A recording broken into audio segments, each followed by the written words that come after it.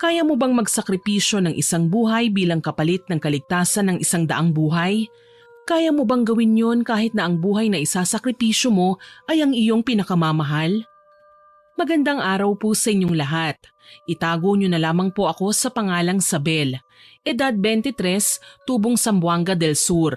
May gusto akong ibahaging kwento sa inyo ngayon.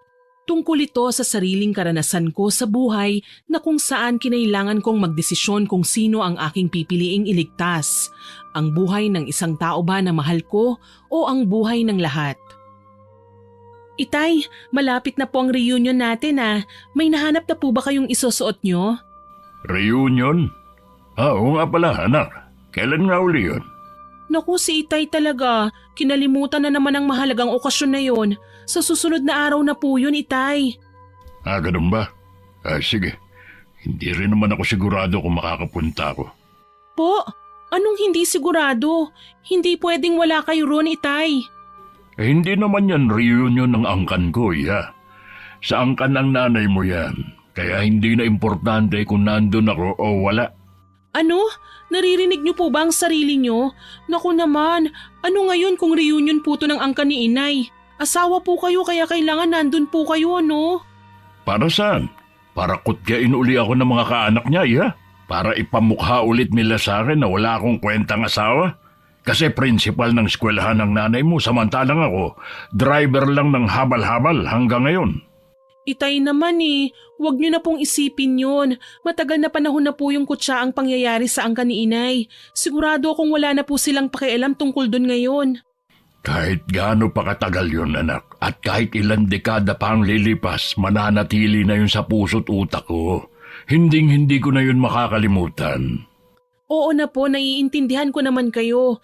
Pero sana'y dadalo pa rin kayo, Itay. Samahan mo naman kami ni Inay. Hindi na nga po makakapunta sina ate at kuya Huwag mo lang pilitin ang mga yun. Alangan namang pauwiin mo rito. Nasa abroad nga sila. Kaya nga po. Hoy siya, maiwan na muna kita at mamamasada na ako. Sige po, Itay. Ingat po kayo. Pagkaalis ni Itay, nagpakawala ako ng isang malalim na buntong hininga. Hindi ko lang maiwasang malungkot kapag ganitong bagay na ang pag-uusapan. Itago naman natin si Itay sa pangalang Santiago. Malaki talaga ang galit ng Itay ko sa angkan ni Inay.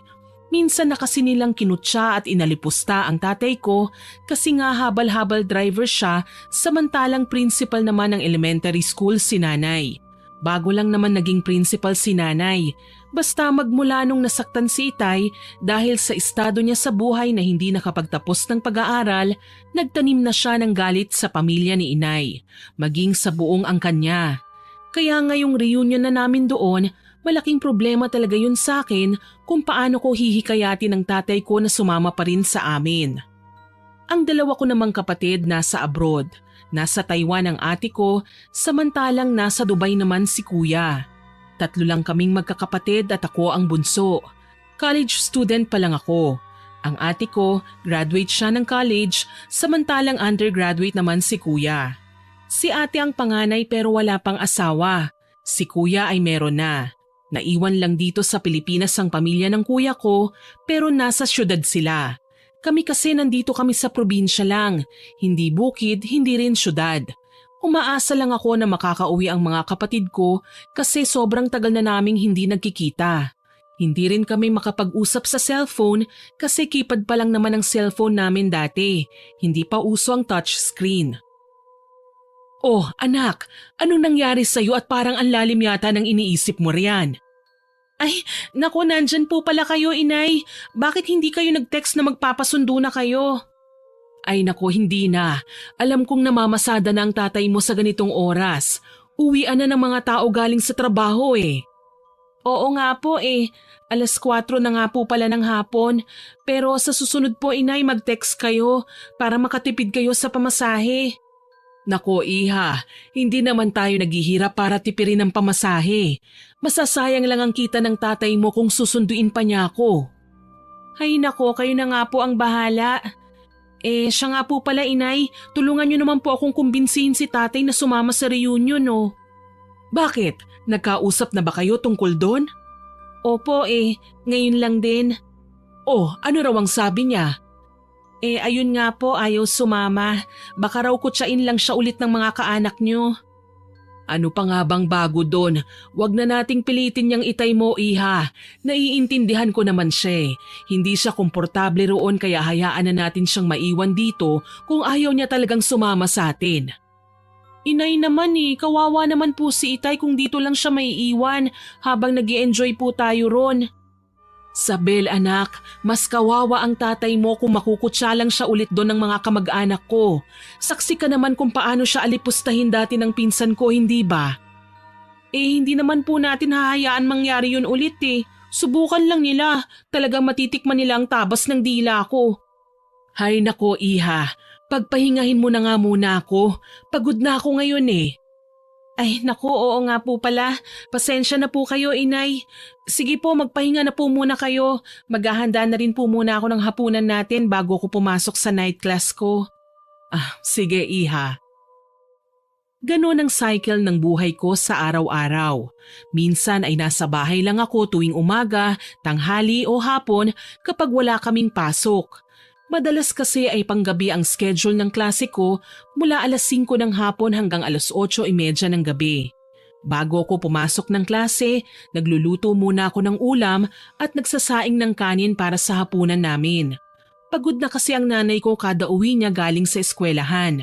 Maging si Itay man ay siguradong napapagod rin sa pamamasada. Pagkatapos kong asikasuhin ang mga trabaho sa bahay, naligo na nga ako at nagbihis. Tsaka ako dumiretso ng eskwelahan. Sumakay lang ako ng tricycle papunta roon. Pagdating ko, agad kong hinanap ang matalik kong kaibigan na si Kent. Matagal na kaming magkaibigan ng lalaking yun, mula junior high school pa lamang. Nang makita ko siya mula sa di kalayuan, agad ko na nga siyang tinawag at naglakad takbo papalapit sa kanya. Kent! Oh, Sabel, nandito ka na pala. Ang aga mo yata. Ha? Maaga pa pala? Akala ko late na ako Hindi, ikaw talaga. Hindi ka makaintindi ng joke. Ang tanga mo. Wow ha, salamat. Hindi naman masakit. Oh, ba't ka nga natagalan? Malapit ka nang malate. Malamang nagsaing pa ako tsaka nagluto ng ulam. Ano pa nga bang bago? Ganun naman palagi, hindi ba? Oo na. Ano namang meron dyan sa mukha mo? Ba't ka nakabusangot? Kasi namumroblema ako kay tatay Bakit? Anong meron? May nangyari ba sa tatay mo? Wala naman. Nahihirapan lang akong pilitin siya na sumama sa reunion ng angkan ni nanay. Naku, talagang mahihirapan ka dyan. Sa lalim ba naman ng hinanakit niya sa angkan ng nanay mo Sinabi mo pa, hindi ko na nga alam kung paano ko siya kukumbinsihin Hayaan mo na. Huwag mo nang pilitin kung ayaw. Ako nga rin, namumroblema na rin sa dami ng pangyayari sa bahay. Bakit? Ano naman nangyari sa'yo? Yung kapatid kong lalaki, nakabuntis. Si ate naman, problemado sa boyfriend niya kasi nahuli niya raw na naglolo ko. Si inay naman, ayun, at malaki natalo sa sugal. Kaya inaaway ang tatay ko na wala namang ginagawa. Naku, magkano naman daw ang natalo sa kanya? 6,000 raw Naku naman, malaking halaga nga yan. Paano yan ngayon? Hindi ko alam. Hindi naman yun madaling kitain ni Itay sa pagiging barbero niya Hindi naman palaging may nagpapagupit sa kanya ng buhok kada araw. Oo nga naman. Talagang mahirap kitain ng isang barber ang 6,000. Hindi lang basta mahirap kundi napakahirap talaga. Yun na nga Ako na nga dumidiskarte sa pangmatrikula ko. Tapos pasaway pa yung si inay. Pagsabihan mo na kasi ang nanay mo, Kent. Baka sa susunod niyan sa gilid ng kalsada na kayo pupulutin. Oo nga Pero ayos Nagkaroon na ng laman ng mga sinasabi mo. Hindi ka natatanga-tanga at lutang. Inirapan ko na lang ang kaibigan ko at saka mahinang pinalo sa balikat. Lagi niya talaga akong inaasar sa katangahan ko dahil matalino siya at bobo naman ako. Magkaiba man kami ng utak, pareho naman kaming problemado sa buhay kaya patas pa rin kami. Maya-maya pa, may mga babae na ngang dumadaan sa harapan namin at talagang nagpapakyut pa sila kay Kent. Ang sarap talagang hugutin ng mga mata nila. Ang ladkit ng tingin sa kaibigan ko, kababae namang tao.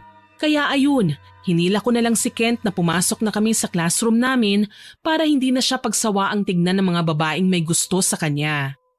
Pagkatapos ng klase, niyaya ako ni Kent na sabay na kaming umuwi.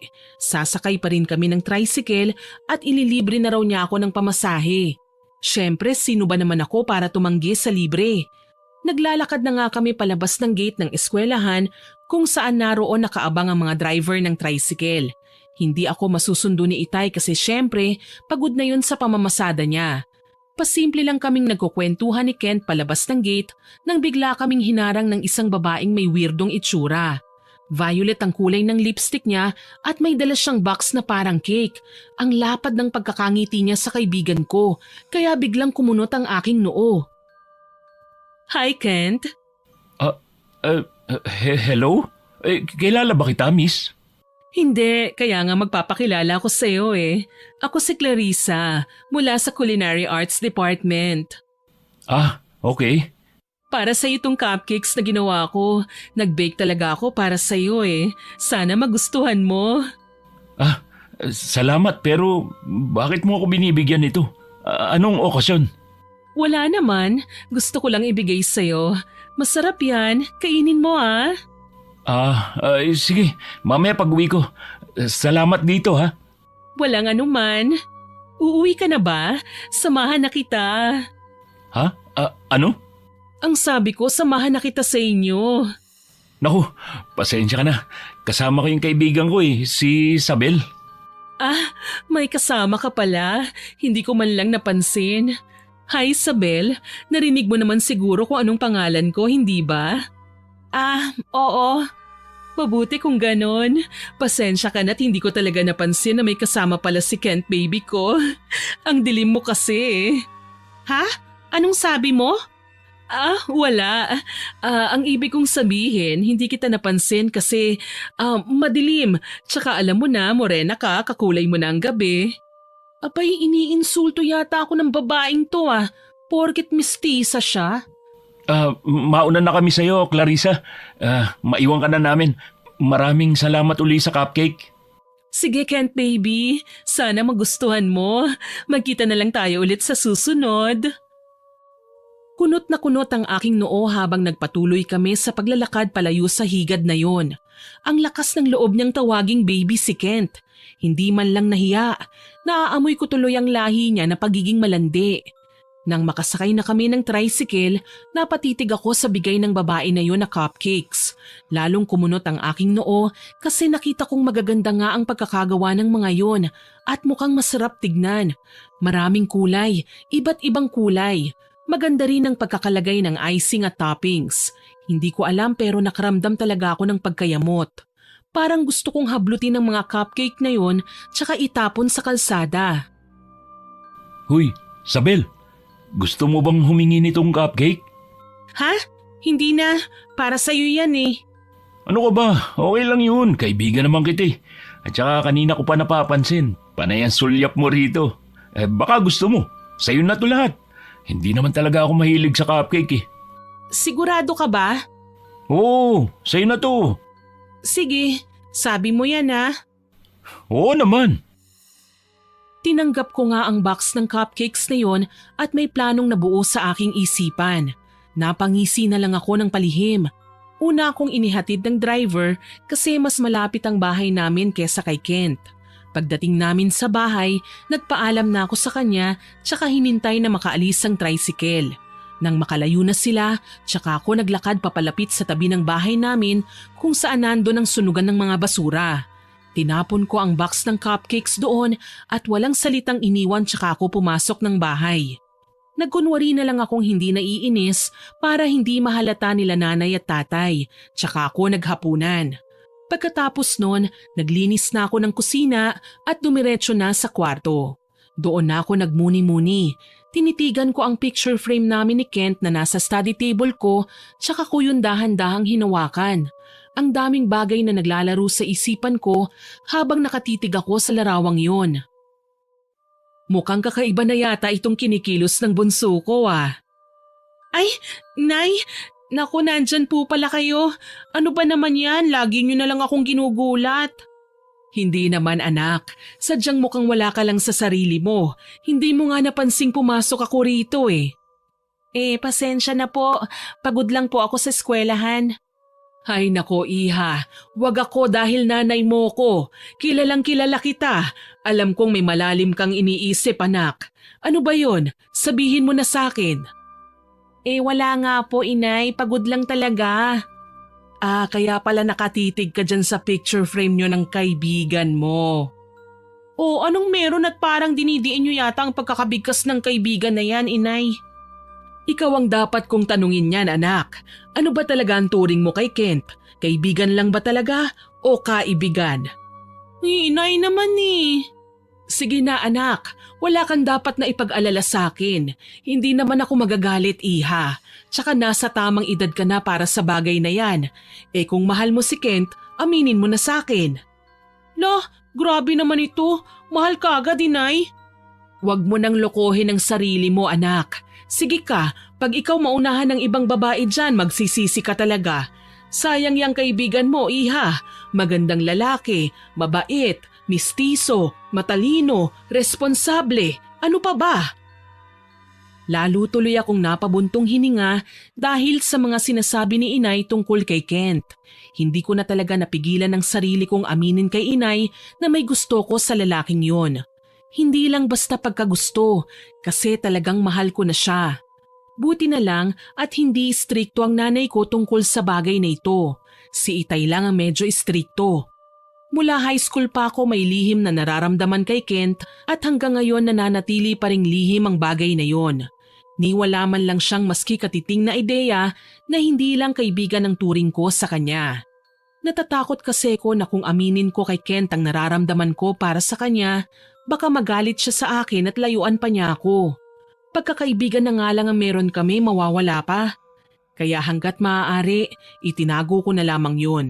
Mas okay na yung hanggang magkaibigan lang kami kesa sa layuan niya ako. Ano na anak? Tutunga nga ka na lang ba riyan? Ano po bang gusto niyong gawin ko, inay? Aminin mo na kay Kent ang nararamdaman mo, iha. Ano? Ayoko nga po, inay.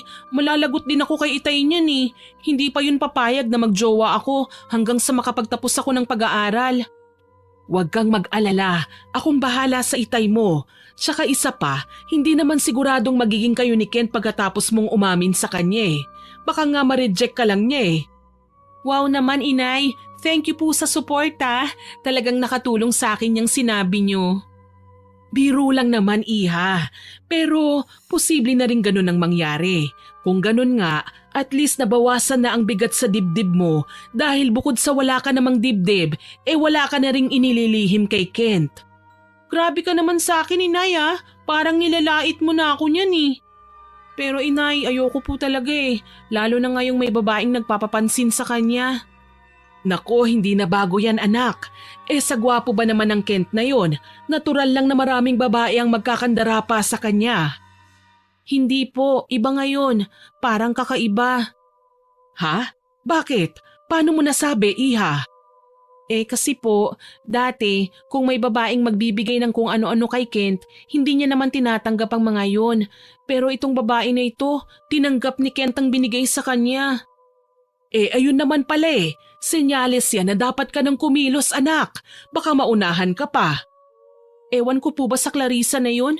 Masama pa ang tabas ng dila niya. Teka, ano yun iha? Clarissa? Tama ba ang narinig ko? Opo, Clarissa. Clarissa. Nako, sana mali ang iniisip ko. Bakit po inay? May problema ba? May kilala akong Clarissa na halos kasing edad mo, iha. Anak ng mag-asawang mangkukulam. Kaya kung iisa ang babaeng nasa utak natin ngayon, mag-iingat ka. Hindi lang basta-basta mangkukulam ang pamilyang yun, kundi manggagayuma rin. Po? Si Clarissa po bang tinutukoy nyo? Sino pa nga ba? Naku naman inay, ang lala ng utak nyo. Baka naman ibang Clarissa ang kilala nyo. Sana nga anak. Sana nga, kasi hindi naging magandang nakaraan namin ng mga magulang ng kakilala kong Clarissa. Magtatanong na sana ako kay inay kung anong ibig niyang sabihin, kaso nagpaalam na siya sa akin na matutulog na raw siya kasi maaga pa siyang papasok bukas sa eskwelahan. Sa susunod na pagkakataon na raw niya ikukwento sa akin ang tungkol sa nabanggit niya. Ako naman, wala akong nagawa para pilitin si inay kaya natulog na rin ako. Kinaumagahan, naging ordinaryo pa rin ang pangyayari. Maliban dun sa pagkakataong nilapitan ulit ni Clarissa si Kent.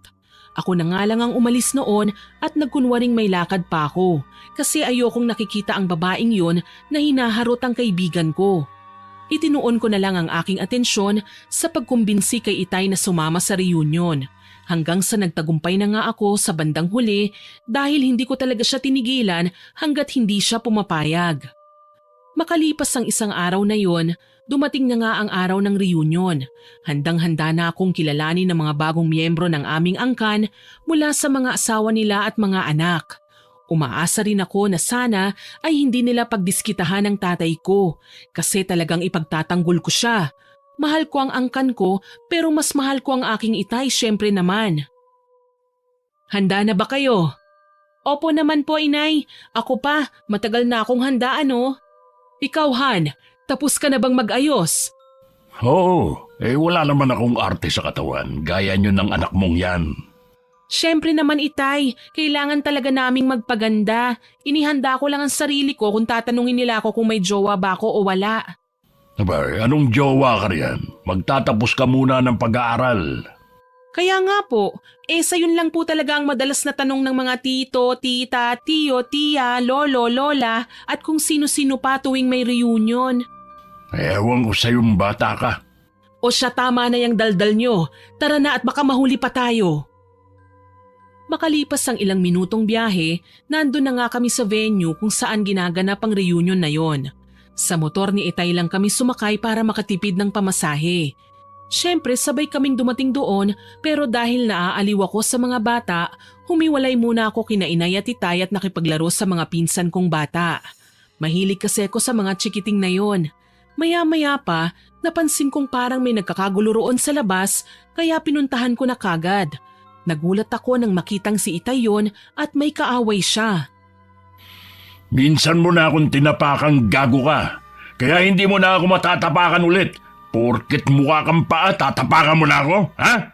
Ang kapal din naman ng pagmumukha mo, no? Akala mo kung sino kang profesional. Santiago, tama na kasi yan. Ano ba? Nakakahiya sa mga tao. Bakit ako sinasaway mo? Yan tiyuhin mo ang sawayin mo.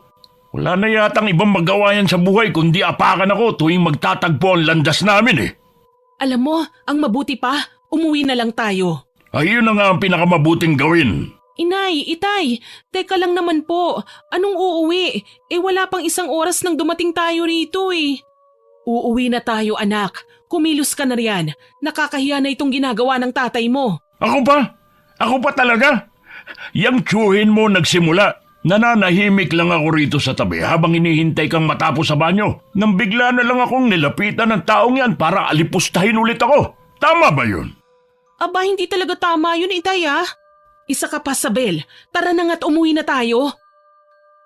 Medyo kinakabahan na nga ako ng sandaling yon.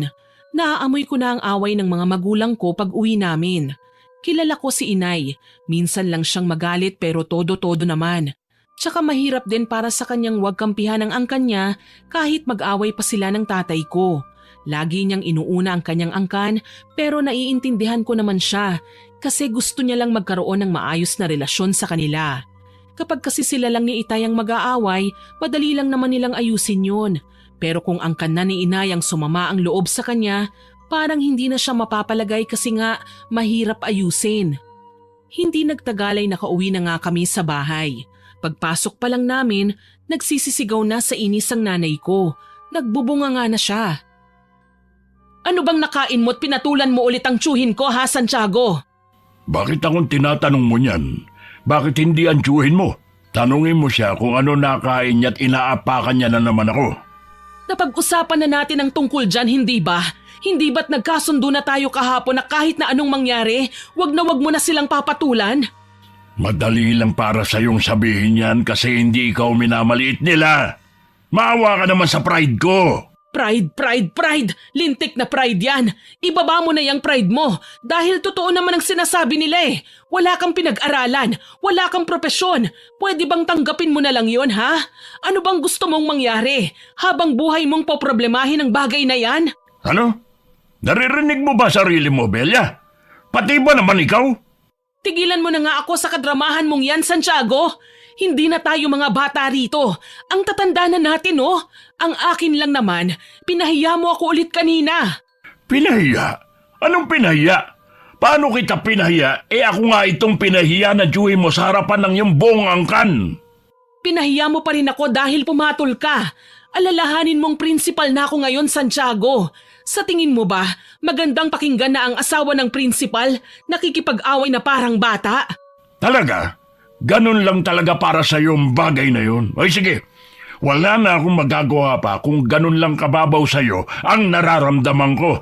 Bahala ka sa buhay mo. Magsama kayo niyang angkan mong matapobre. Nasasaktan akong marinig sina Inay at Itay na pinag-aawayan ng tungkol sa bagay na yun. Ayokong may kampihan sa kanila pero sa pagkakataong yun, mas naiintindihan ko pa ang tatay ko kaysa kay Inay. Alam naman sana namin kung ano ang pinaghuhugutan ni Itay ng sama ng loob niya mula pa noon. Masyado nang nasasaktan ng tatay ko kasi pinagtatawanan lang siya ng angkan ni Inay dahil habal-habal driver lang daw siya. Samantalang prinsipal ang nanay ko. Sinabihan pa nga nila si Inay dati na bobo raw ito kasi nagpakasal siya sa isang habal-habal driver. Nadismaya tuloy ako sa nanay ko kasi sa halip na ipagtanggol niya si Itay sa kanila, lalo niyang dinagdagan ng sama ng loob ng tatay ko. Pagkatapos nilang magsigawan, padabog na dumiretso si Inay sa kwarto nila habang sa kusina naman dumiretso ang tatay ko. Iinom yata ng tubig. Kaya ayun, una ko munang pinuntahan si Inay para kahit papaano ay maipaliwanag niya sa akin kung bakit ganun ang ginawa niya. Oh, bakit ka nandito, Sabel? Doon ka sa tatay mo. Alam kong kampi ka sa kanya. Kitang-kita ko kung paano mo ako titigan ng masama kanina. Grabe naman po yan, Inay. Hindi naman po. Bakit ka nga nandito? Wala ako sa mood makipag-usap ngayon, Iha. Hindi ba halata? Inay, kasi naman po, bakit ba hindi nyo nalang ipagtanggol si Itay sa halip na ipahiya siya lalo na sa harapan ng buong angkan nyo? Pagod na akong ipagtanggol siya, Sabel. Ano kami, mga bata? Paulit-ulit na lang? Po, anong paulit-ulit? Wala na akong ibang ginawa sa tanang buhay ko kundi ang ipagtanggol ang tatay mo sa lahat ng taong nang-aapi sa kanya. Kaya nga kinausap ko na siya dati pa na sa susunod na mangyari ang ganong bagay, iwasan niya na lang at lumayas na sa harapan nila. Ah, ganun po ba? Oo, pati nga ron sa mga magulang ni Clarissa, ipinagtanggol ko rin siya. Po, si Clarissa? Yung kakilala ko po? Hindi ko alam. Basta yung kakilala kong Clarissa na may lahing mangkukulam at manggagayuma. Kahit pobre din ang pamilyang yon, may gana pa silang pagtawanan ng tatay mo. Pinagtanggol ko siya roon kaya muntik na akong mamatay sa kulam nila. Ano po? Kulam? Kinulam na kayo? Kailan po yan, Inay? Bakit hindi ko po alam ang tungkol sa bagay na yan? Wala ka pa nun sa mundo, Iha. Magkasintahan pa lang kami noon ng tatay mo. Ah, kaya naman po pala. Ano pa po ang nangyari noon? Ngayon talaga ako magkukwento, Sabel. Wala akong gana. Puntahan mo na lang ang tatay mo. Baka aalis na naman yon at maglalasing.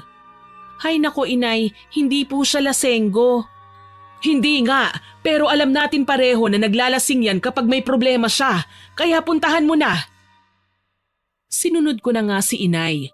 Pinuntahan ko si Itay sa kusina at nandun pa rin naman siya, ginagawang alak ang tubig. Ang lalim ng iniisip niya. Naawa tuloy ako kay Itay. Ramdam ko kasi ang nararamdaman ng tatay ko kahit hindi ko naranasan ang nararanasan niya. Gusto ko siyang yakapin pero nahihiya lang ako. Dahan-dahan na lang akong humahakbang papalapit sa kanya hanggang sa matabihan ko siya. Nagkunwari pa akong nauubo para lang mapansin ni Itay kasi parang hindi niya napansing may tao na sa tabi niya. Itay? Oo, anak. Bakit? May kailangan ka ba? Wala naman po. Gusto ko lang humingi ng pasensya sa inyo para sa nagawa ni Inay. Ha? Bakit naman? Alam naman po natin ang ginawa ni Inay. Maski ako po, hindi ko po masyado maintindihan kung bakit hindi na lang niya kayo ipagtanggol sa kahihiyan. Ay nako, hindi mo naman kailangan gawin yan, anak. Alam ko naman pagod na ang nanay mo sa ganitong pangyayari. Ako lang talaga itong hindi pa rin makatanggap na ganito lang talaga ako. Huwag niyo pong sabihin yan, Itay. Proud po kaya ako sa inyo.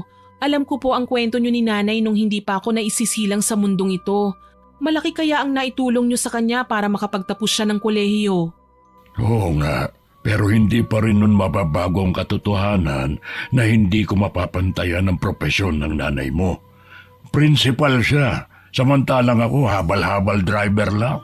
Tay, habal-habal driver po kayo. Hindi habal-habal driver lang. Huwag niyo pong maliitin yan kasi marangal na trabaho kaya yan. Hindi naman sa ganon, anak. Ang mga tao kasi... Hayaan mo na po ang takbo ng utak ng mga taong yun, Itay. Wala naman silang ambag sa buhay natin eh. Nauwi sa mahigpit na yakapan ng pag-uusap namin ni Itay. Mabuti na lang at napapangiti ko pa rin siya. Makalipas ang ilang oras, naalala kong may klase nga pala ako pagka-alauna. Kaya naghanda na kagad ako papasok sa klase. Namiss ko na rin kasi si Kent. Pagdating ko roon, nakita kong may babaeng kausap si Kent. Nakatalikod sa akin ang babaeng yon kaya hindi ko makilala kaagad. Kumunot ang aking noo. Lagi na lang kasing may babaeng nakapaligid sa kaibigan kong yon. Iba talaga pagwapo, matalino at mabait. Crush ng campus. Nang makalapit na ako, doon ko lang nakilala ang babae. Si Clarissa yon. Sinadya kong tumikhim kasi mukhang hindi nila napansing nandito na ako. Excuse me. Oh, Sabel! Mabuti naman, nandito ka na. Oh, hello, Sabel. Nagkita ulit tayo. Oo nga eh. Sana last na to. Ano yun? May sinasabi ka ba? Ha? Wala. Paalam na muna, Clarissa. May lakad pa kami ng best friend ko eh. Sa susunod na lang ulit. Ha? May lakad ta? Oo, nakalimutan mo na kagad, Sabel. Di ba bibili tayo ng materyales para sa project natin? Ay, tara na! Ha? Anong materya? Tara na, sabi. Ang slow mo talaga. Ah, oo. Bye, Clarissa. Mauna na kami ah. Teka lang naman. Baka naman pwede kong sumama sa inyo. Naku, pasensya ka na. Hindi pwede. Marami pa kasi kaming gagawin. Next time na lang ulit, ha? Tara na, Sabel. Lakad na. Litong-lito ako kung ano ang nangyayari at parang iniiwasan yata ni Kent ang babaeng yun. Todong ngiti siya sa kanya noong nakaraan. Parang nagmamadali rin si Kent na makalayo kami kay Clarissa. Hanggang sa nagulat na lang ako nang sumakay na kami ng tricycle at dumiretso pa uwi sa kanila. Inaway ko kagad siya habang nasa tricycle pa kami kasi himala yata at hindi siya papasok ng klase. Dinamay pa ako. Pero ayun naman pala, nag-anunsyo raw ang professor namin kanina na wala kaming klase. Pero may gagawin na project at by partner yon. Kami na nga kaagad ni Kent ang magpartner pero sabi niya siya na raw ang bahalang gagawa nun para hindi na ako ma-stress pa. Ang swerte ko talaga sa kanya. Pagdating namin sa bahay nila, akala ko ay gagawin na niya ang project. Pero hindi pa raw muna. Ewan ko kung anong problema niya at parang balisa yata siya. Hoy Kent, napano ka ba? Ha? Wala. Huwag mo akong alalahanin. Ayos lang ako. Bakit ka umiiwas kay Clarissa kanina? Anong meron? Akala ko type mo yun. Ha? Anong type pinagsasabi mo dyan? Naiilang nga ako sa kanya eh. Naiilang? Bakit naman? Inimbitahan niya ako kanina na pumunta raw sa bahay nila. Kasi wala raw doon ang mama at papa niya. May lakad raw. Tapos, kinindatan niya ako. Anong ibig sabihin nun? Naku, ang laswa naman yata. O diba? Buti hindi ka na slow ngayon. Grabe ka sa akin ah. Pero seryoso, Sabel. Mukhang balak yata akong pagsamantalahan ng babaeng yun eh. Adik yata to eh. Ikaw, pagsasamantalahan? Ng babae? Hoy, wala pa akong naririnig na babaeng rapist ha? Hindi natin alam. Baka si Clarissa pa lang. Baliw. Asan ang papa't mama mo? Nasaan ang mga kapatid mo? Bamalay ko. Kita mo namang wala ng tao rito pagdating natin eh. Kaya pala akong dinala mo rito sa bahay nyo nang walang ibang tao Kasi iniyaya ka ni Clarissa. Kilabutan ka nga. Nanginginig ako sa babaeng yun. Ang pangit tignan ng lipstick niyang violet. Para siyang lumamon ng ube. Tsaka ang pangit din tignan ng blush on niyang sobrang pula. Para siyang sinampal ng engkanto. Idagdag mo pa yung buhok niyang parang nakakita ng multo. Hindi marunong magsuklay. Sabay kaming napatawa ni Kent dahil sa panlalait niya kay Clarissa. Seryosong tao yang kaibigan ko at minsan lang lumalabas ang kabaliwan niya. Ewan ko, pero parang gumaan ang pakiramdam ko pagkatapos niyang laitin ang babaeng yun. Para bang may basihan na ako na hindi niya magugustuhan si Clarissa. Masama na kung masama, pero anong magagawa ko kung ganun talaga ang nararamdaman ko? Maya-maya pa, may biglang kumatok sa pinto nila. Ako na sana ang magbubukas pero pinigilan ako ni Kent. Baka daw mama niya na yun o papa niya, kaya siya na ang magbubukas. Pero nagulat ako nang bigla siyang mapasinghal. Clarissa? Anong ginagawa mo rito? Hi Kent baby, surprised? Anong surprise? Paano mo nalaman ang bahay namin? Siyempre pag gusto ko maraming paraan. Sinundan kaya kita. Bakit mo dinala si Isabel dito? Anong ginagawa niyo? Naku naman bakit ka ba nandito? Na-miss ka agad kita Kent baby. Pwede ba akong tumuloy sa loob? Pasensya ka na, hindi pwede. Bakit hindi? Nandyan nga si Isabel eh. Bakit siya pwede tapos ako hindi? Malamang, kaibigan ko yun. Kaibigan mo lang naman siya eh. Ako ang future girlfriend mo kaya patuloyin mo na ako. Medyo nahirapan kaya akong hanapin itong bahay niyo. Pasensya ka na talaga. Sige na, umuwi ka na. Sinarado kagad ni Kent ang pintuan nila. Panay sigaw naman ni Clarissa sa labas at talagang sinisipa pa niya ang pinto. Hindi ako makapaniwala sa babaeng yun. Mukhang obsessed na yata siya kay Kent. Kaya pala naiilang na si Kent sa kanya kasi sino ba naman ang hindi? Nilalandi na pala siya ni Clarissa. Ang bilis kumilos ng babaeng yun. Simpleng-simple lang para sa kanya ang bagay na hindi ko kayang gawin kay Kent. Pero nagtataka ako. Ikinuwento kasi ni Kent sa akin na magmula raw noong binigyan siya ni Clarissa ng cupcakes, palagi na raw tinatanong ng babaeng yun kung masarap daw ba ang cupcakes na gawa niya. Tanong siya ng tanong kay Kent kung kinain ba raw niya ang mga yon. Si Kent naman, tango lang daw ng tango kahit maski pagtikim doon ay hindi niya nagawa. Nagdududa na tuloy ako, lalo na nang maalala ko ang sinabi ni Inay na marunong daw manggayuma ang Clarissa na kakilala niya. Naisip ko bigla na paano kung ang kilalang Clarissa ni Inay at ang kakilala kong Clarissa ay iisang tao lang. Doon na ako kinabahan kasi mangkukulam nga rin daw ang babaeng yun. Kinaumagahan, mag-isa lang ako sa garden ng eskwelahan. May upuan at mesa roon. Mas gusto ko pang tumambay at mag-aral doon kesa sa library kasi presko ang hangin. Nagbabasa lang ako ng mga lesson ko nang bigla akong ginulat ni Clarissa. Sabel! Clarissa? Naku naman, ginulat mo ko. Ayos lang yan. Hindi ka naman inatake sa puso eh. Ha? Gusto lang kitang makausap. Hindi ka ba busy? Heto, nagbabasa ako ng lessons ko. May quiz kasi kami bukas eh. Ganun ba? Mamaya na yan. Alam ko namang hindi ka competitive sa klase eh. Pumasa ka lang, ayos na yon, hindi ba? Usap muna tayo. Bakit ba? May kailangan ka ba? Wala naman. Eto, may dala akong snacks. Kwentuhan muna tayo. Kahit ano, pero mas gusto ko kasing si Kent ang pag-usapan natin eh. Pwede ba yon? Naku, nagbabasa pa kasi ako eh. Pwedeng sa susunod na lang? Sige na, huwag kang madamot. Kwentuhan lang naman eh. Tsaka mangungopya ka lang naman kay Kent baby eh. Alam ko namang lagi kang nangungopya sa kanya eh. Ha? Anong pinagsasasabi mo dyan? Naku, wag mong masamain ang sinabi ko ha. Ayos lang naman yung mangopya eh. Ako nga rin eh, nagpapakopya rin ako sa classmates ko. Hindi ko na maitago ang pagkunot ng aking noo sa babaeng yun. Hindi ko alam kung anong problema niya at napaka-insensitive niya yata. Balita ko, matalino raw siya kagaya ni Kent.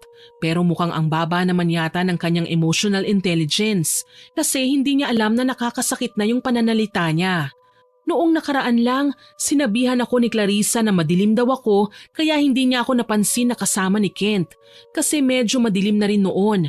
Tama naman siya na morena ako pero kailangang madiin na salita talaga ang gamitin niya. Napailing na lang ako tsaka nagpeke ng ngiti. Wala naman akong magagawa eh. Alangan namang itaboy ko siya roon, di nagmukha naman akong bastos. Pero bago pa man ako makapagsalita, inunahan na niya kagad ako.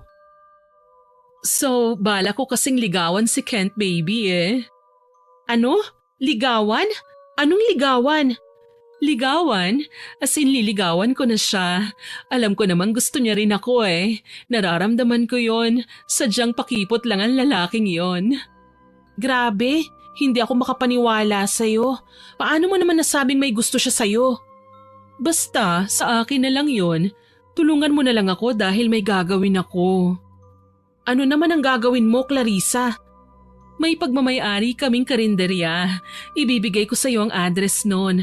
Ang gagawin mo lang dalhin mo si Kent doon bukas ng tanghali. Saktong 12:00. Bakit naman?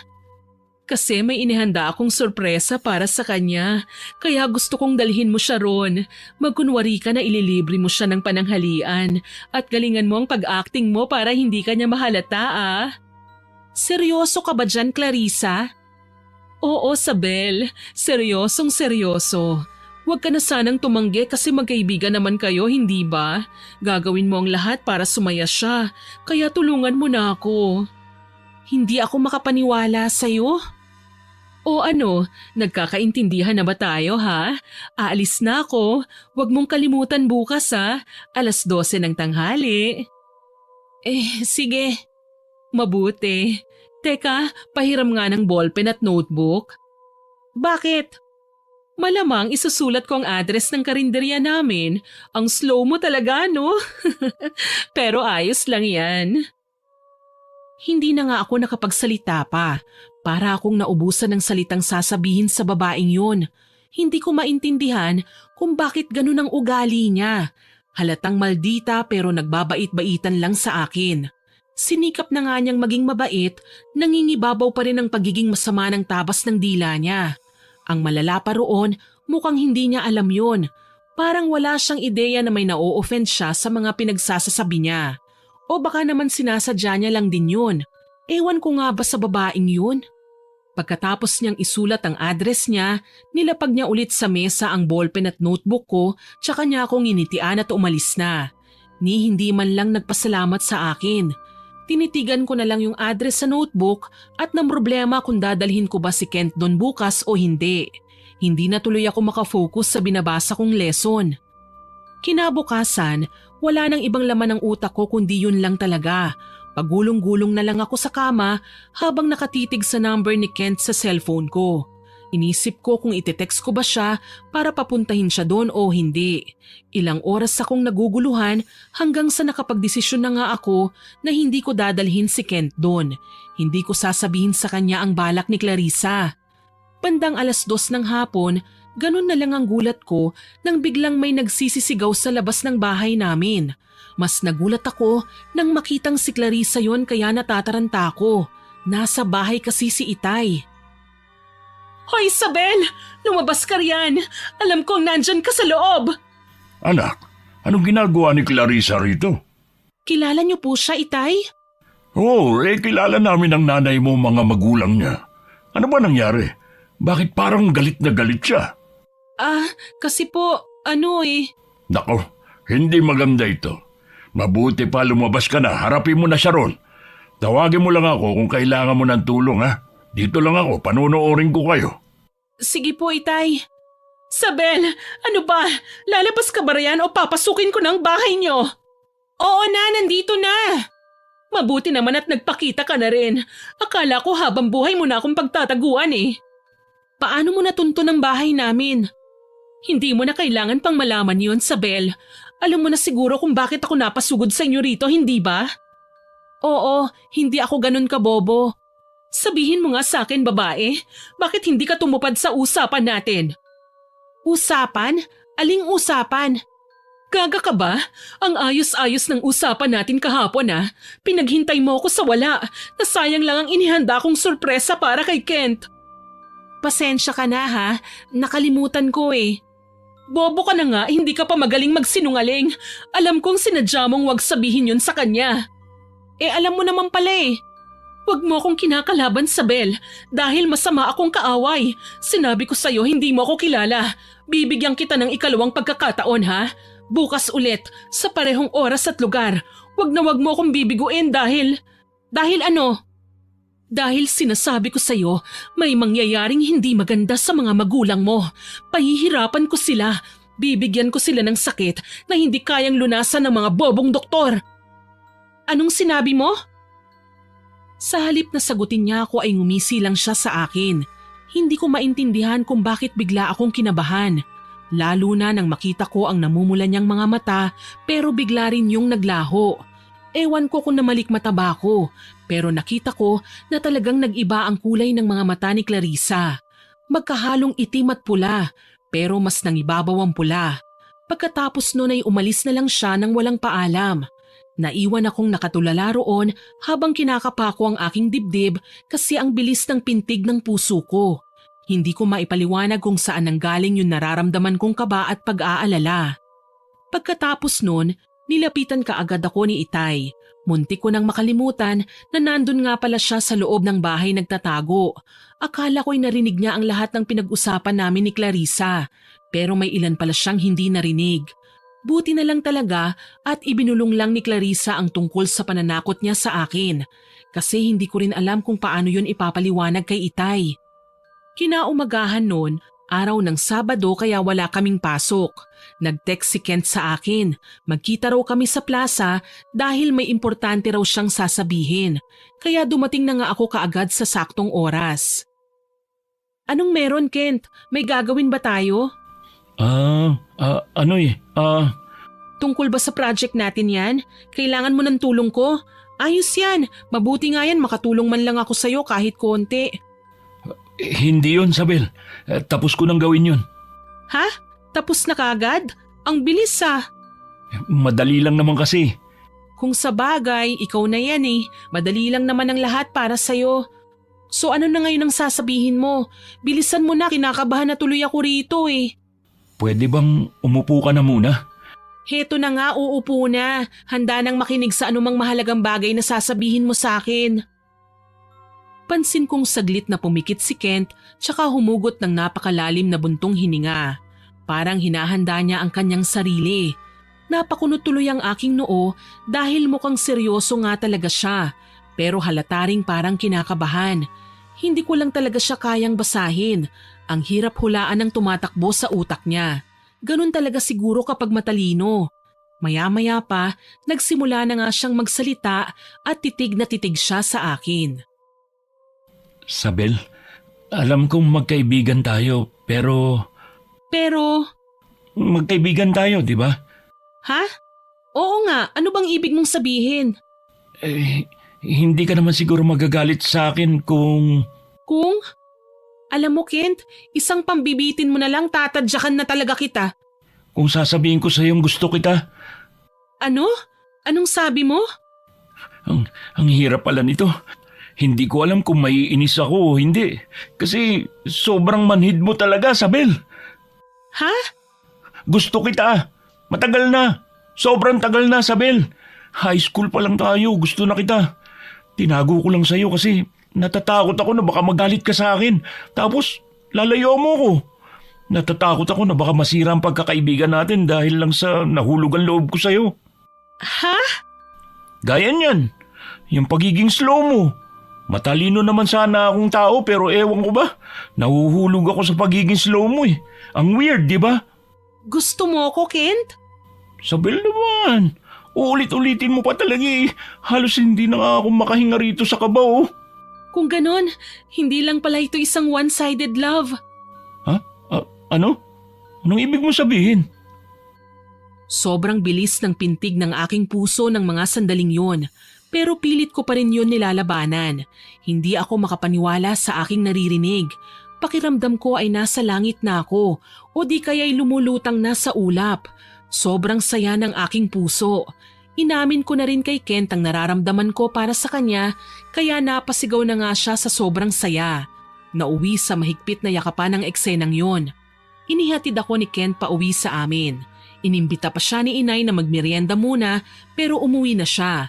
Kinakabahan siguro siya sa nangyaring aminan ng feelings. Ang tamis yata ng ngiti ng anak ko ngayon Anong meron, Sabel? Oo nga, anak. Kahapon lang may away ka pang hinarap. Tapos ngayon, mukhang iba na yan Oo nga anak, nabanggit sa akin ng tatay mo na sinugod ka raw dito ni Clarissa. Tama nga ang hinala ko, iisang Clarissa ang kilala natin. Inay, Itay, wag na po muna nating pag-usapan ang tungkol sa Clarissa na yan, pwede po ba? Masaya po ako ngayon Ay, ano bang meron, Iha? May sasabihin ka ba sa amin ng tatay mo? Medyo kinakabahan ako na aminin sa kanila ang nangyari sa plaza. Pero dahil nando naman si Inay na sigurado akong susuportahan ako, nagkaroon pa rin ako ng lakas ng loob. Sinabi ko sa kanila na nagkaaminan na nga kami ni Kent. Nagulat silang pareho. Si Inay kinilig. Si tatay naman nakakunot ang noo at mukhang nagalit. Pero normal lang naman yon sa isang ama. Ang pareho lang sa kanila ni Inay ay bigla silang natakot para sa akin. Kasi alam rin nilang may gusto si Clarissa kay Kent. Ngayong nagkaaminan na kami ni Kent, sigurado raw na magagalit si Clarissa at posibleng mapahamak ako. Kaya binalaan ulit ako nila Inay at Itay na mag-iingat sa babaeng yon. Hindi nga sila nagkamali. Araw ng Lunes, pumasok ako ng maaga para makita si Kent. Pero si Clarissa ang una kong nakita. Galit na galit siyang naglalakad papalapit sa akin. Nang makalapit na siya, parang gusto niya akong sakalin. Buti na lang at wala masyadong tao sa pwesto namin. Walang iya ka, Sabel! Traidor ka! Anong traidor ang sinasabi mo dyan, Clarissa? Narinig ko ang balitang may gusto ka raw kay Kent at may gusto rin siya sa'yo. Ha? Paano mo nalaman yun? Sa mga kaibigan niya. Wow, ang talas naman pala ng radar mo. Pero tama ka nga nang narinig. Walang yakang babae ka? Tinraidor mo ako! Paanong tinraidor ha? Alam mong gustong gusto ko si Kent. O tapos, gusto ka ba niya? Magugustuhan niya ako kung hindi ka lang umepal. Ngayon, matitikman mo ang galit ko, Sabel. Hindi mo yata alam na nagmula ako sa pamilya ng mga mangkukulam. Humanda ka sa akin. Makikita mo ang hinahanap mo. Walang pasabi ulit siyang tumalikod sa akin. Gusto ko sana siyang habulin para itanong kung ano ang ibig niyang sabihin, pero unti-unti naman yung naging malinaw sa aking isipan. Kukulamin niya ako o di kaya'y kukulamin niya sina Inay at Itay. Dahil doon, muli akong nakaramdam ng kaba pero mas malala na yun at ayoko ng ganong pakiramdam. Inilihim ko pa rin kina Inay at Itay ang tungkol sa bagay na yon maging kay Kent. Mas naging sweet naman si Kent sa akin at para na siyang nanliligaw pero hindi pa niya sinabing nanliligaw siya. Distracted ako kay Clarissa lalo na nang magdaan ng maraming araw. Napapansin kong parang may kakaibang sakit na iniinda sina Inay at Itay pero mas malala sa nanay ko. Nahihirapan na siyang pumasok sa eskwelahan. Si Itay naman, medyo nahihirapan na ring mag-drive. Kitang-kita ko na ang mga bukol sa katawan na tumubo sa balat ni Inay, samantalang kay Itay ay pangangati naman ng balat hanggang sa nagkasugat na siya dahil sa kate. Ano bang nangyayari sa atin, Han? Saan ba natin nakuha ang mga sakit na ito? Allergies ba ito? Hindi ko rin alam Sobrang kati na nga ng buong katawan ko. Namumula na ang balat ko, ang daming bukol. Para akong naengkanto sa lagay na ito. Ang hirap ng mamasada sa ganitong kalagayan. Nagpatingin na tayo sa doktor at nakainom na rin ng gamot pero wala pa rin epekto. Oo nga nalilito na ako kung anong nangyayari sa atin. Para tayong nakulam. Teka, kulam? Mahabaging langit. Tama ka. Mukhang nakulam nga yata tayo. Sino kaya may gawa nito sa atin? At saka bakit niya tayo kinukulam? Hindi kaya si Clarissa, Han? Si Clarissa? Ang batang yun? Bakit naman tayo kukulamin noon? Wala naman tayong ginagawa sa kanya.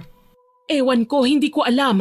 Wala akong ibang maisip Wala naman akong kaaway. Ikaw ba meron? Abay lalong wala akong kaaway o kahit kasamaan lang ng loob. Mabait at mapagkumbaba kaya akong tao. Anong wala? Anong tawag mo doon sa tsuhin kung kasigawan mo noong reunion? Oo nga pala no. Pero siya lang naman.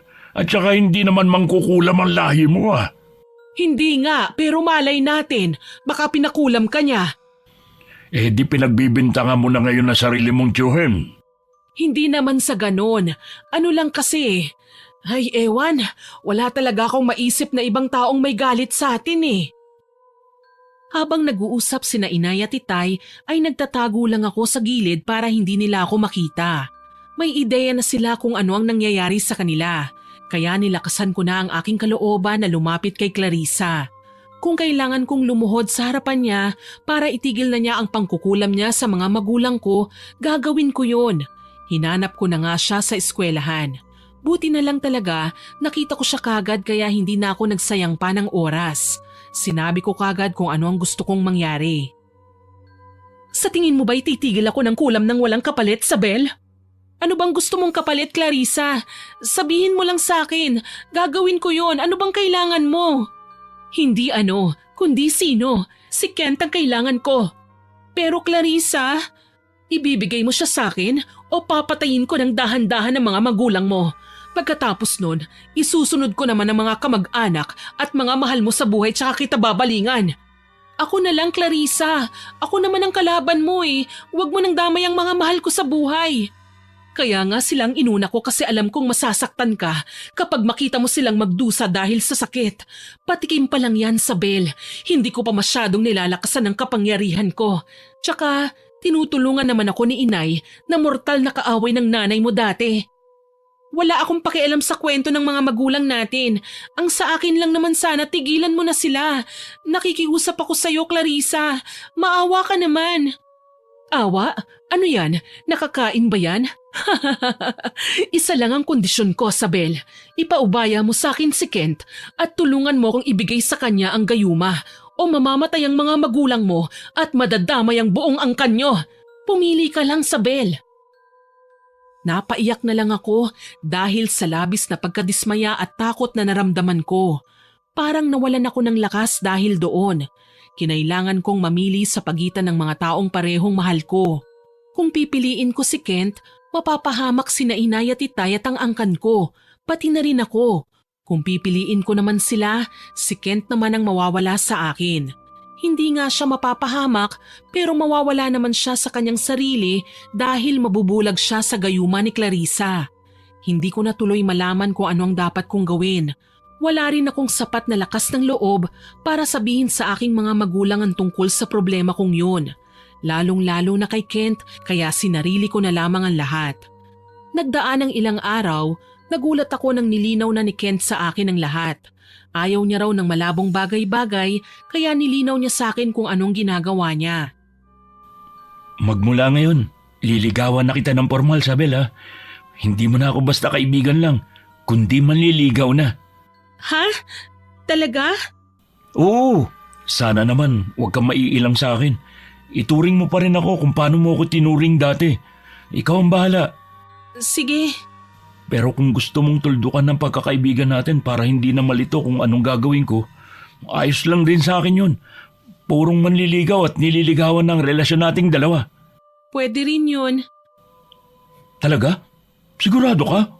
Oo naman. O sige, kahit ano. Basta wag mo lang akong layuan ha. Oo, Kent. Teka, ayos ka lang ba?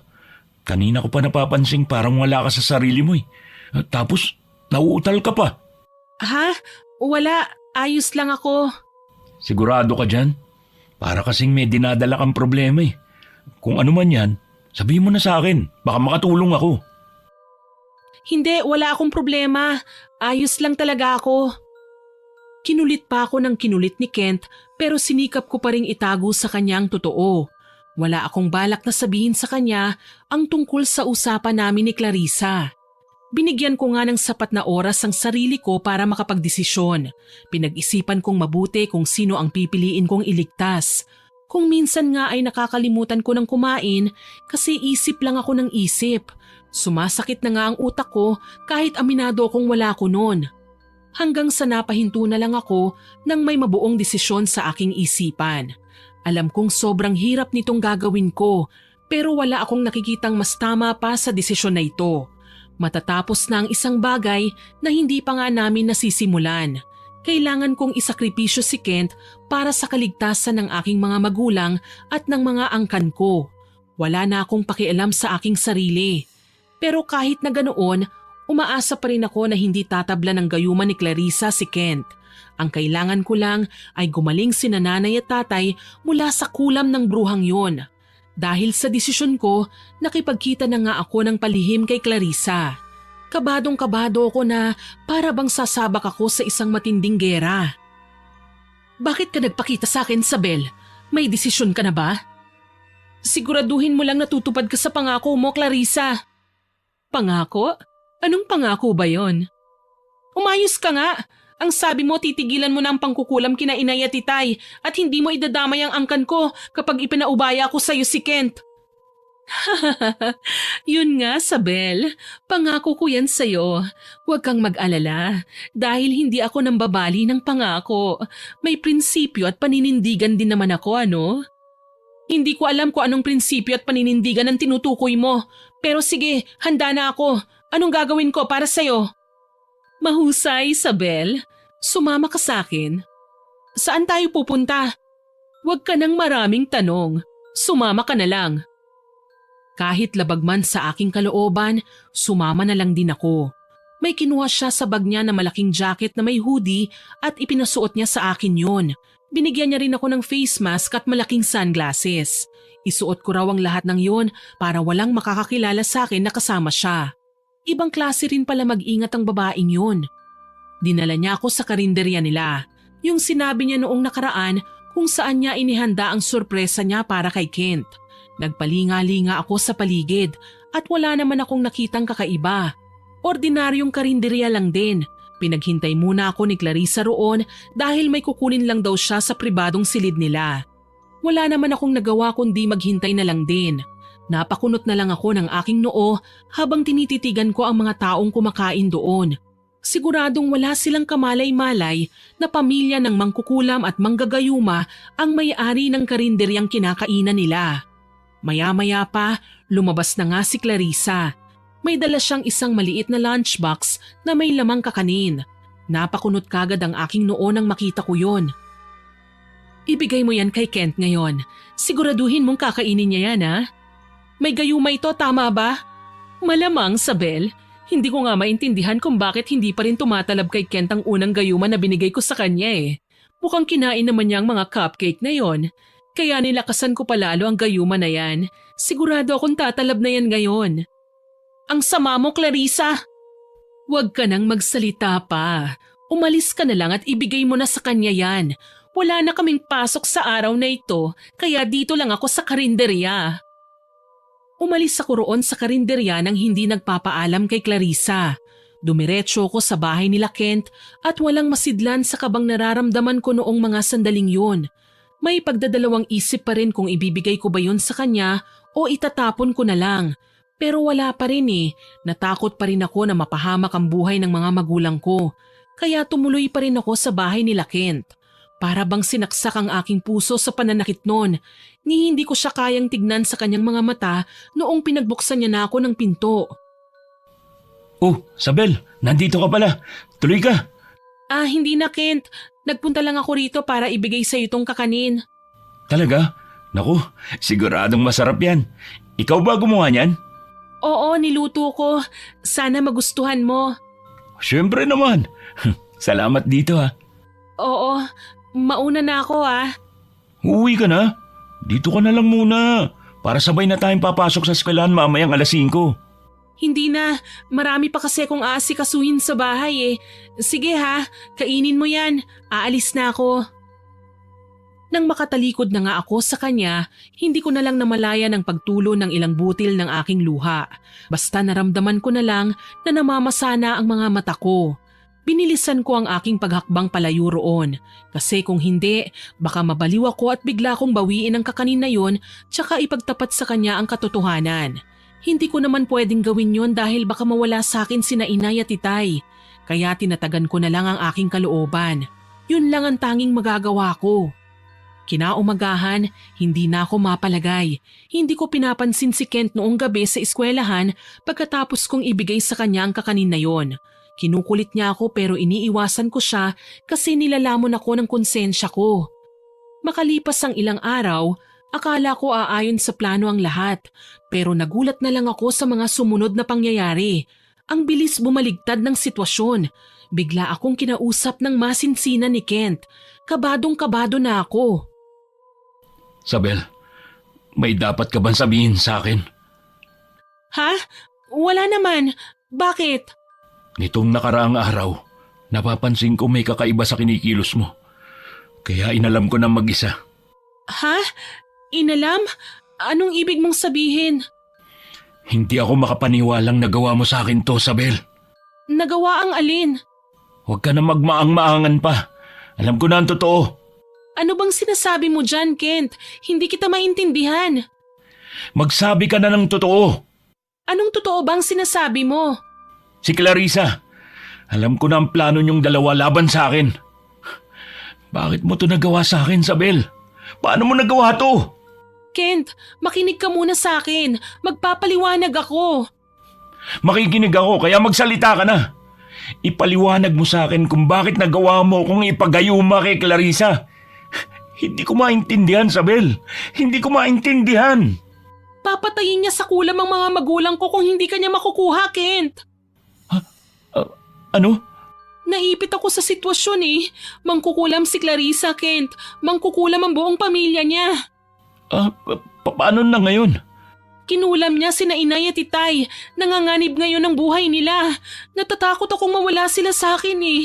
Ang sabi ni Clarissa, kung hindi ko siya tutulungan na makuha ka, papatayin niya sa kulam ang mga magulang ko at idadamay niya rin ang buo kong angkan. Bakit hindi mo sinabi sa akin ang bagay na ito? Dahil hindi mo naman kailangang malaman pa. Ayokong may maski isang mapahamak sa inyo. Kung pwede nga lang ako na lang ang saktan ni Clarissa eh. Kaso hindi. Gusto ka niya, Kent. Gusto ka niyang mapa sa kanya.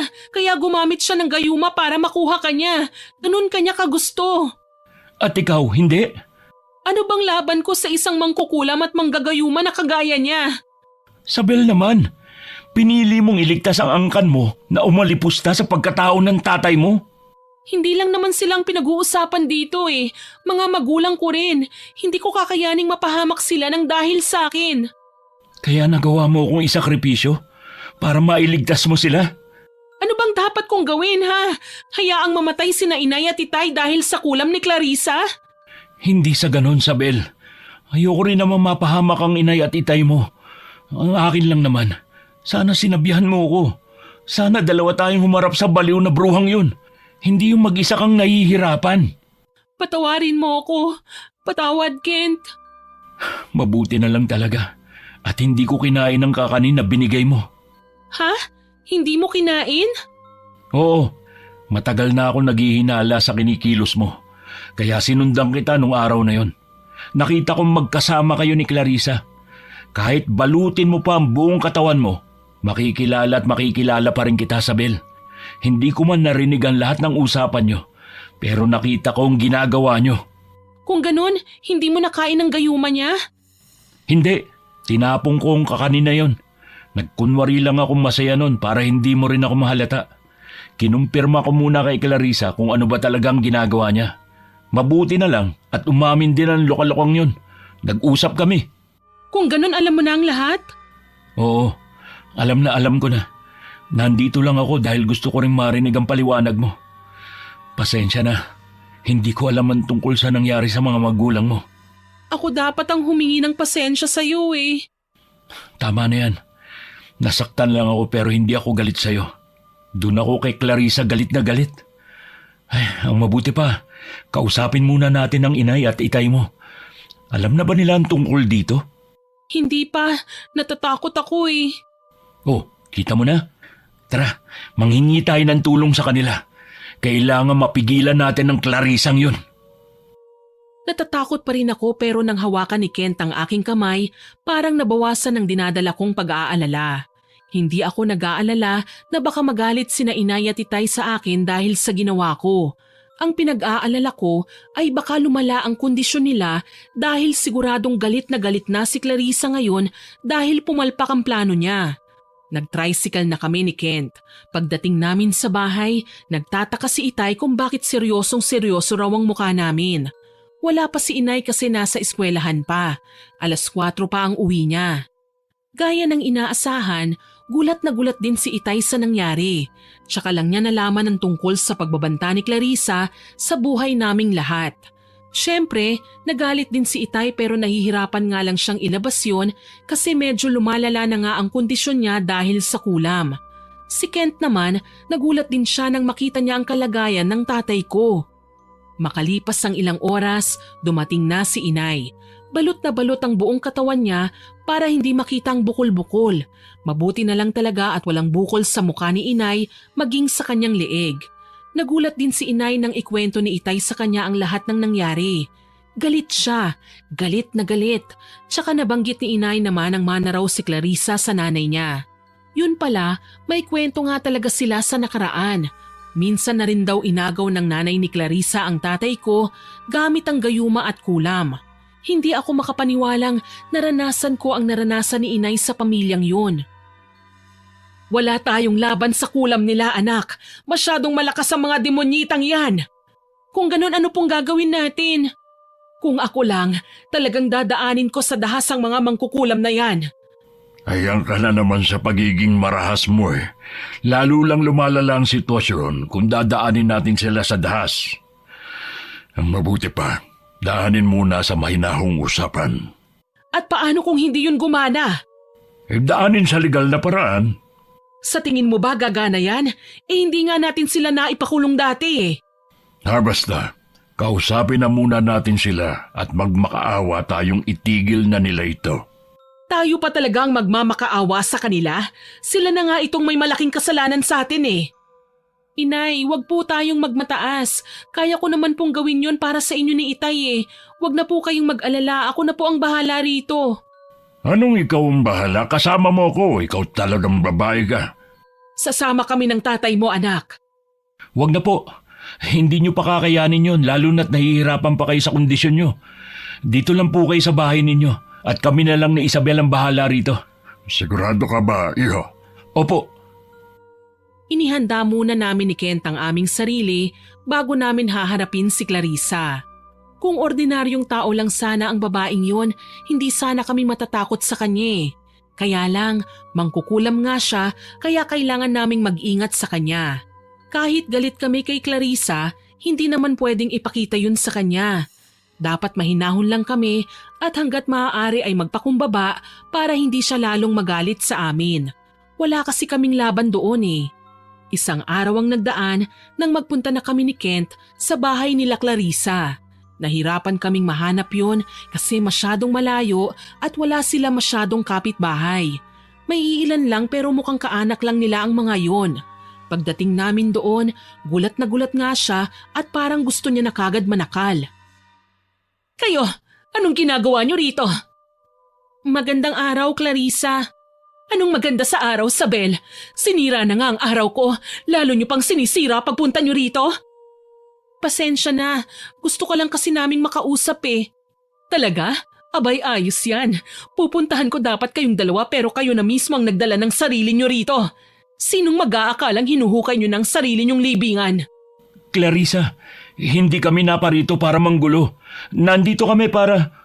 Tumahimik ka, Kent. Hindi ikaw ang kausap ko. Hayaan mo kaming magtuos nitong kaibigan mo. Nag-traitor sa akin ang babaeng ito, kaya magbabayad siya sa akin ngayon.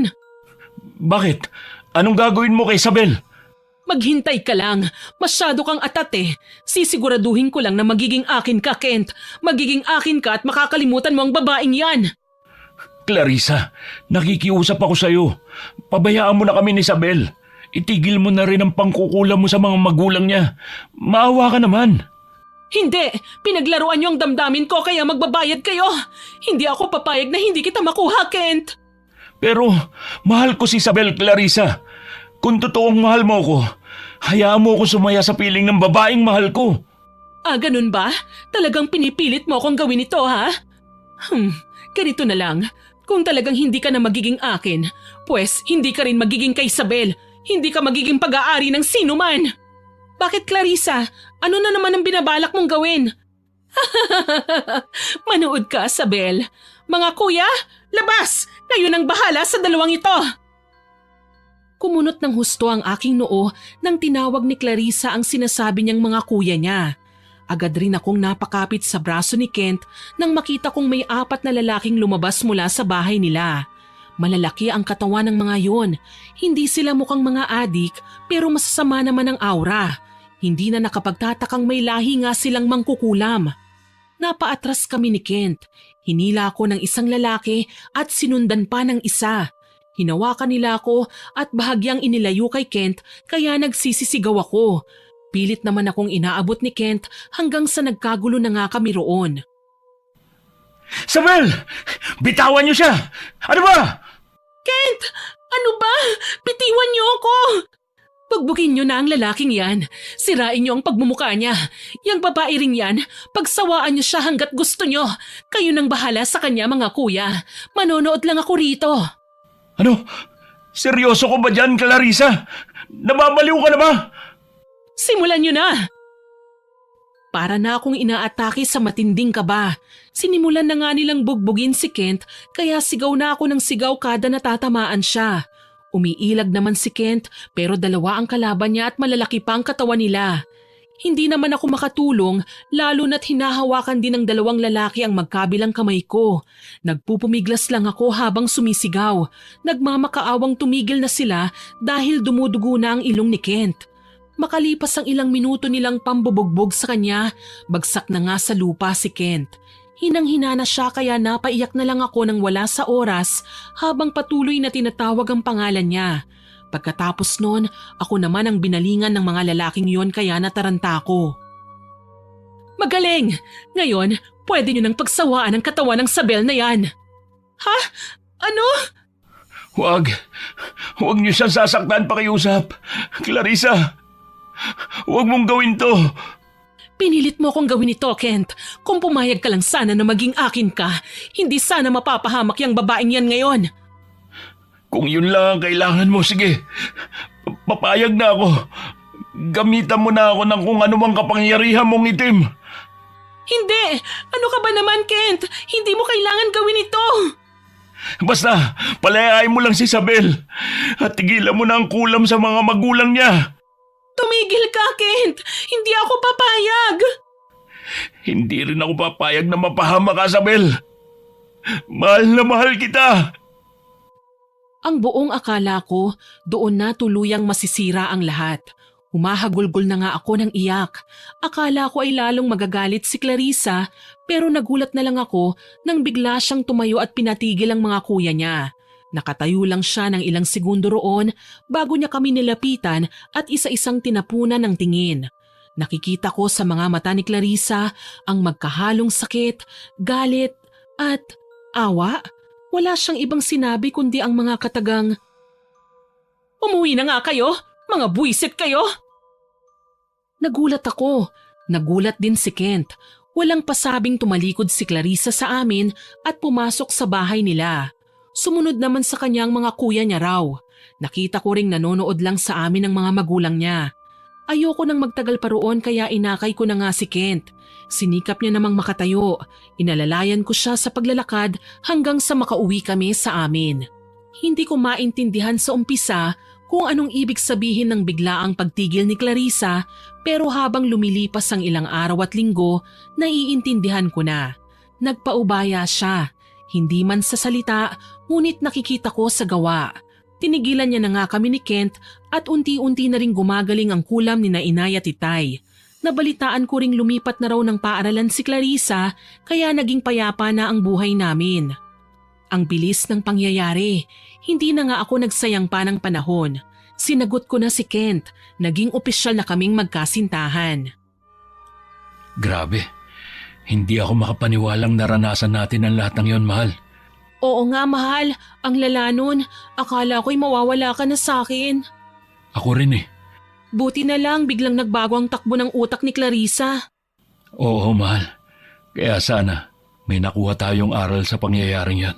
Huwag nating sarilinin ang problema natin. Mas okay yung sinasabi natin sa mga taong pinagkakatiwalaan natin para may karamay tayo. Oo nga para na rin may kasama tayong magdesisyon at maiwasang gawin ng mga maling bagay. Sinarili ko kasi ang problema ko kaya ayun tuloy. Nagdesisyon ako ng ako lang at maling desisyon pa ang kinalabasan. Muntik ko na ring ipahamak ang buhay mo. Ayos lang yun, mahal. Ang mahalaga, may natutunan tayo sa pangyayaring yun. Sa susunod, magagawa na nating iwasan yun. Tama ka, mahal. Ang pangyayaring yon ang hindi ko makakalimutang karanasan sa aking buhay. Nagawa kong isakripisyo ang buhay ng taong pinakamamahal ko kapalit ng kaligtasan ng 100 katao. Hindi literal na 100 kundi buhay ng aking ina, ama at mga kamag-anak. Nagdesisyon ako nang hindi ko pinag-iisipan ng mabuti kaya pumalpak ako sa bandang huli. Kaya yun ang aral na natutunan ko mula sa karanasan na ito. Marami tayong pwedeng maging kaagapay at hindi natin kailangan sarilinin ang mga suliranin sa buhay. Tandaan po natin na nandyan pa rin ang may kapal na handang makinig at tumulong sa atin. Sana po ay nagustuhan niyo ang kwento natin ngayon. Pero bago ko po tapusin ito, hindi makukumpleto ang upload natin ng walang shoutout. Shoutout po kay Ma'am Jenny Abadjano, kay Miracle of Love, kay Supladang Pasaway na magbe-birthday ngayong August 22. Happy birthday po, Ma'am. Kay Ma'am Arlisa Valera from Saudi Arabia, kay Jasmine Ali, kay Ma'am Early Joy Fernandez, at sa mga kamag-anak niyang sina Real Joy, Esther Joy Fernandez, at sa dalawa niyang anak na sina Princess Joyce, Tristan Guzmo, hello po sa inyo, kay Lynn Smith Boss, kay Josa Salinas, kay Rochelle Duldulao from Isabela, kay Sir Marco Nanes at kina Ate Auring, Minda, Ne, Kuya Dennis, J. Onad at sa mga boss niyang sina Kuya Ruel at Ate Mirna. Hello din po kay Ma'am Mary Jane Lozano, kay Zane Axel Ranada, kay Ma'am Jacqueline Dagok, kay Ma'am Maridien Blancha at shoutout din po kay Ma'am Lovely Rose Padernal Macaulay, kay Ma'am Mary Jane Esmero, kay Ma'am Lorna Belmonte, kay Ma'am Nancy Makasakit, kay April May at sa mga employees po ng Darren Sabcon, kay Ma'am Jeneline Pajarito, kay Ma'am Eileen De Guzman, kay Ma'am Melanie Salvador at sa mga regular listeners po natin na sina Ma'am Abigail, Ma'am Filipina Palsario, Sir Francisco Neng, Ma'am Grace Sementera, Ate Aya, Jonah Halog, Ma'am Honey Austria, Chris Gel Mamado, Ma'am Martina Angdasan, kay Ma'am Lurian Vitalicio, Ma'am Alma Flores, Ma'am Emma Bufete, Ma'am Puresa Tagiwalo, kay Sir Lance, kay Sir George Ativo at sa anak niyang magbe-birthday ngayong August 25. Happy birthday! Kay Rubilin Eneria at sa Eneria family, kay Ma'am Rosalina Bogayon at kay Ma'am Basanta Mila. Maraming salamat po sa lahat ng nakinig sa kwento nating ito. Abangan po ninyo ang mga susunod pa nating stories at huwag kalimutang mag-subscribe, like, share and comment sa upload natin. Para din po mabilis nyong makikita kung may bagong upload tayo, i-hit nyo lang po ang notification bell para lagi kayong updated sa mga bagong upload natin. Goal po natin ay maka 100k subscribers po tayo, kaya aasahan ko pa rin po ang inyong suporta. Muli, ako po si Miss Winnie na buong pusong nagpapasalamat sa inyong pakikinig.